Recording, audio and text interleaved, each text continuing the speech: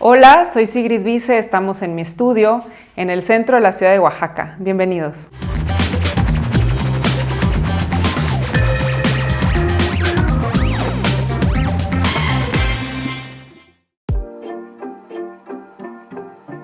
Decidí dedicarme a esto porque cuando era niña, yo creo que como la mayoría de los niños nos gusta expresarnos de diferentes maneras. En mi caso era el dibujo, me pasaba mucho tiempo dibujando y afortunadamente mis padres siempre me daban un bloc, colores y eso para evitar que yo pintara cosas que no fueran papel como las paredes o los sillones. Y a mí me gustaba mucho porque cuando me sentaba en el suelo a dibujar o a pintar me iba. Cuando eres niño tienes una imaginación prodigiosa y con el tiempo la vas perdiendo. Y llegó el momento en que yo la perdí y me di cuenta que si seguía pintando y dibujando podía lograr esos viajes de niña. Por eso decidí dedicarme a esto, porque eso me hace tremendamente feliz y puedo ver cosas que no veo en la realidad que tengo. Entonces decidí dedicarme a esto, terminé la prepa, me metí al taller Rufino Tamayo, conocí a estas personas y desde entonces sigo pintando. Ya no estudié la licenciatura, soy autodidacta. Tengo la fortuna de tener el Yago a 2 cuadras de mi estudio, así que cualquier cosa que tenía duda, consultaba los libros, lo sigo haciendo. Y así que me fui enfocando a lo que verdaderamente me gustaba y lo que necesitaba para mi trabajo, sin perder el tiempo con maestros y clases que no me interesaban. Bueno, tengo 22 años pintando y mi técnica preferida hasta ahorita es el óleo, puede ser sobre tabla o sobre tela, pero también el dibujo, porque es la técnica más íntima que yo conozco. Puedo llevarme un cuadernillo, una hojita, donde sea, incluso en una servilleta, y hacer algunos bocetos, y eso me regala un momento de lucidez espiritual siempre. Entonces el dibujo es así como mi mano derecha. Y después de eso viene la pintura, viene el grabado, viene la cerámica de alta temperatura, viene el bordado, viene el trabajar con cabello. Me gusta estar experimentando siempre, no casarme con una sola técnica o un solo estilo, ¿no? Entonces a veces pueden ver en mi obra cosas muy variables, ¿no? A veces no, obviamente no van a encontrar el mismo personaje, pero sí la misma mano, por ejemplo, o algo que los hace relacionarse entre ellos. Pero no es algo como muy de serie, no hago series, sino más bien es lo que me va saliendo de mis ganas de hacerlo, del espíritu, y trato de que sea lo más puro posible del inconsciente. Así que trato de empezar con manchas, mancho la tela, mancho el papel y después veo qué sucede, qué encuentro ahí, y la verdad es que la obra me da más de lo que yo le doy a ella. Bueno, mi gran maestro fue Nicias Aridgis, con él iniciamos el taller 910 y se llama 910 porque inició en la calle de Porfirio Díaz número 910 y a veces hacíamos tertulias donde comentábamos libros, comentábamos sobre lo que estaba pasando en el arte en Oaxaca y terminaba con música, con trago y entonces la gente sabía, hay reunión en el 910 de Porfirio Díaz, entonces se quedaba el 910 y decidimos llamarla así, el taller 910. Hoy día hay una galería 910 en Oaxaca y también hay en San Miguel de Allende. Este grupo decidimos juntarnos porque Nicias como que percibió que teníamos la misma filosofía de trabajo, ¿no? Teníamos interés de rescatar las técnicas de antaño, usar veladuras, usar impastos, poner cuidado en la teoría del color, en cómo preparar el bastidor para que la obra durara, que pudiera irse enrollada a cualquier parte del mundo sin que se rompiera. Y así que platicando en el taller Rufino Tamayo sobre esto, decidimos juntarnos y abrir nuestro propio espacio. Éramos 5 o 6 personas, entre todos pagábamos la renta y fue muy interesante porque aprendíamos unos de otros. Cada quien tenía su caballete, sus cosas, los materiales los compartíamos, pero estabas pintando y al lado estaba el compañero, entonces de repente volteabas, veías qué estaba haciendo, preguntabas, a veces nos sentábamos a tomar el café, Nicias nos contaba cosas, a ver, consulten a tal artista. Entonces esa fue mi escuela realmente, entre el taller Rufino Tamayo y el taller 910 con Nicias a la cabeza, fue mi gran escuela. Y después empezaron a llegar otras personas como Enrique Samaniego, que es un dibujante maravilloso no sé si es de Chihuahua o de Ciudad Juárez, no me acuerdo, pero un talento para el dibujo increíble. Entonces yo estaba empezando, obviamente no sabía dibujar, y tenía mucha inquietud en aprender a dibujar manos, caras, ojos, pies, una mujer, un hombre, un niño. Y le pregunté qué podía hacer para dibujar, para tener esa habilidad controlada, ¿no? Y me dijo, tienes que dibujar todos los días, y una técnica maravillosa es tener sesiones de dibujo con modelo en vivo. Desde que me dijo eso, decidí hacer las sesiones de dibujo con modelo. Ya las llevo organizando como 14 años.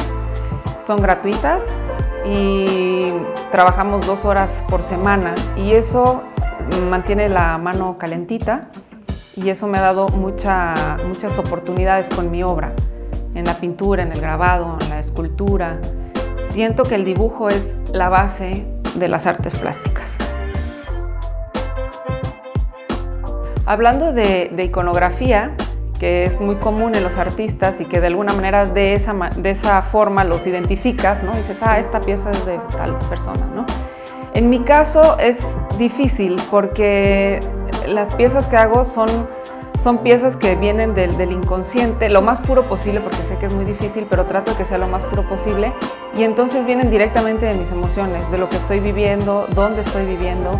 Por ejemplo, hay algunos cuadros en los que hay flores, maleza, plantas, y eso es, por ejemplo, de una serie de piezas que hice cuando viví en la selva, ¿no? Entonces, hay otras piezas donde hay personajes con muchas manos, y bueno, eso yo creo que sería un manjar para un psicólogo o un psiquiatra. Podría definirme muchas cosas que tal vez yo misma no lo sé, pero para mí esto es una búsqueda de lo que soy, de qué hago aquí, y de alguna manera compartir esa incógnita con los demás, porque creo que la mayoría de nosotros la tenemos, no sabemos bien quiénes somos, y creo que el arte da esas respuestas. Entonces es importante para mí no casarme con un ícono, con un personaje, con un estilo, porque si no eso trunca mi libertad y dejaría de funcionarme para lo que lo quiero, que es como un escape emocional, una búsqueda. No quiero que combine con el sillón de tu sala, por ejemplo. Quiero que combine con tu alma. Eso es lo que pasa con mi obra. Hay piezas dentro de mi obra que han sido muy, muy especiales. Todas son muy especiales, pero hay unas particularmente muy especiales. Y me refiero a un par de piezas que las hice y después pasó lo que pinté. O sea, fueron premonitorias. Y eso para mí resultó ser muy fuerte, porque hablando con otros colegas como Raúl Herrera, me dijo que eso sucede muy comúnmente en los artistas, y eso me llenó de alegría, porque entonces pude decirme artista, ¿no?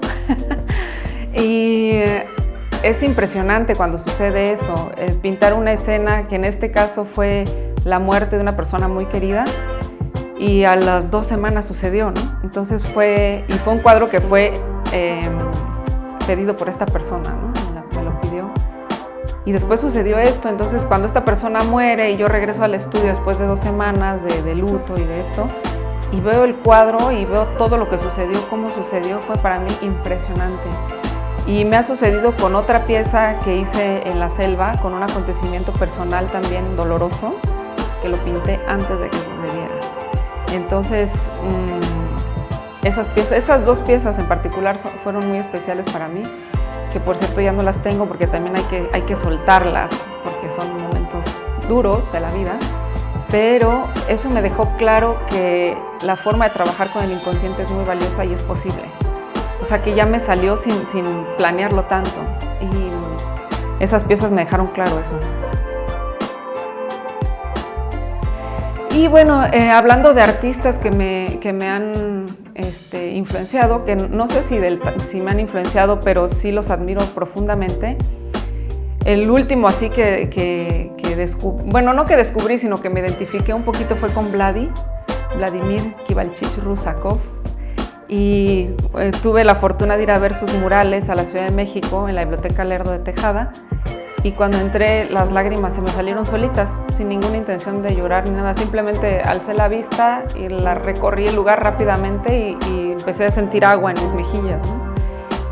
Y me quedé pasmada, me quedé paralizada y tuve que regresar como otras 5 veces para ver con calma todo lo que sucedía ahí. Y bueno, este artista lo descubrí en la biblioteca en el Yago, porque estaba haciendo un proyecto para hacer un mural y buscando muralistas me topé con esta persona. Lo vi en los libros y dije, wow, tengo que verlo en vivo. Fui a la Ciudad de México y sucedió esto. También me gusta, por ejemplo, bueno, Leonora Carrington, hablando de los surrealistas, con estos temas del inconsciente. Y también hay otro artista que se llama Alfred Kubin, que me encanta, que también tiene que ver con el surrealismo, con los sueños, con todo esto. Entonces esos temas me impactan y creo que es lo que estoy buscando también en mi obra. No sé definirme bien en qué corriente estoy encajada, así que para no conflictuarme yo he dicho que soy evidencialista, ¿no? Porque quiero dejar evidencia de lo que estoy viviendo, de mi evidencia emocional, de cómo percibo a los demás, cómo me percibo a mí, cómo me encuentro con el otro y dejar evidencia de esto, porque creo que las eras del ser humano se miden por las emociones. Bueno, mi proceso creativo, soy muy suelta, me dejo llevar por el río, así que trato de vivir normal y llegar al estudio y escupir todo lo que me hizo sentir la vida, la escena anterior, antes de llegar al estudio. Hay cosas que me impactan en la vida y se me quedan, como a todos, y eso sale después de una manera inconsciente o consciente, ya no estoy tan segura, pero trato de que sea muy libre. Y llego al estudio, lo primero que hago es cambiarme los zapatos, la ropa. Me gusta sentirme muy cómoda, sin el miedo de manchar, porque hubo una temporada en que toda mi ropa estaba llena de pintura. Después ya no fue tan divertido. Así que tengo una ropa muy cómoda, muy holgadita, unos zapatos también holgados. Pongo música, pongo un café. En una época me gustaba fumar tabaco en pipa, un mezcalito. Son pequeños rituales que te llevan a ese estado cómodo, donde llegas a soltar el alma en el bastidor o en el papel. Y me gusta que la música me acompañe. Últimamente estoy escuchando más jazz, pero a veces puedo estar escuchando la radio, simplemente me gusta como sentirme acompañada por un sonido, ¿no? A veces ni siquiera pongo atención porque estoy inmersa en lo que estoy haciendo y me voy. Entonces a veces cuando ya reacciono, ya pasaron 3 programas que quería escuchar o no sé en la radio, o se acabó el disco y a veces no lo percibo. Así que como que lo pongo de pretexto al inicio y después suceden las cosas. Bueno, cuando inicié pintando no sabía dibujar, entonces mis piezas eran abstractas, ¿no? No empecé como empiezan en la escuela con bodegones o con ejercicios así de copiar, sino que más bien empecé con obra abstracta porque mi maestro era Nicias y Nicias es abstracto. Entonces empecé con manchas, con colores, obviamente tomando en cuenta la composición, la teoría del color que Nicias nos compartía, y era muy, muy libre. Y me acuerdo que una vez fuimos a un festival a San Agustín Etla y pusimos un estante, ¿no? Así 910, y una de mis piezas se vendió y entonces pues ya me la pagaron, no sé qué, y yo me puse a llorar, ¿no? Y entonces llega Nicias y me dice, pues, ¿por qué estás llorando? Si vendiste, qué padre, no sé qué. Lo que pasa es que a mí se me hacía muy injusto recibir dinero por una pieza en la que yo había dejado un sentimiento muy profundo, ¿no? Entonces se me hacía totalmente injusto. Y me acuerdo que Nicias me dijo, bueno, tienes razón, pero también toma en cuenta que con ese dinero vas a poder comprar más materiales para seguir volando. Entonces sonreí y dije, me gusta. Sí, y bueno, todavía conservo algunas piezas del inicio. Primero porque no se vendieron y después porque me gusta ver el proceso de lo que estoy haciendo. No fue a propósito, realmente fue porque no se vendieron y las empecé a tener ahí, después ya no las quise soltar, ¿no? Las empecé a sacar y empezaron a gustar y dije, no, estas ya me las quedo. Y está bien padre porque puedo ver cómo ha ido avanzando lo que hago. Y eso está lindo, ver esa frescura de esas piezas del inicio, con conocimientos muy básicos.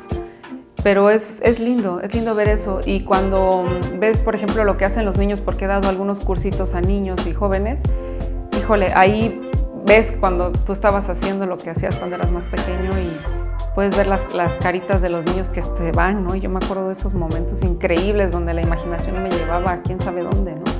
Que no sé si que en ningún momento regreso al mismo lugar, pero te da esa libertad increíble. Bueno, yo lo que sugiero a los jóvenes, a las personas que están empezando en esto, es que es muy conveniente empezar en un colectivo, porque todos se ayudan entre todos, hay mucho aprendizaje y, por ejemplo, cuando organizas una exposición del colectivo, las actividades son, una actividad la hace alguien, la otra persona, las invitaciones, etcétera, y de esa manera puedes crecer un poquito más rápido y enriquecer tu lenguaje también. Y bueno, seguir en lo que te gusta es muy fácil de decir, pero no es fácil de hacer. Pero si tienes las ganas de hacerlo, pase lo que pase, hay que seguir en la línea, porque después hay premios con eso y empiezas recibiendo gracia del universo. Es como hacerte sensible a la luz del universo, por decirlo de alguna manera. Y eso te va abriendo las puertas poco a poco. Así que hay que hacer caso a lo que sientes y ser necios, muy necios. Y tener una disciplina de trabajo es importante, no esperar a que te llegue la inspiración, porque entonces vas a hacer 2 cuadros en tu vida. La inspiración te tiene que agarrar trabajando, como decía un famoso. Así que hay que ser necios y tener disciplina.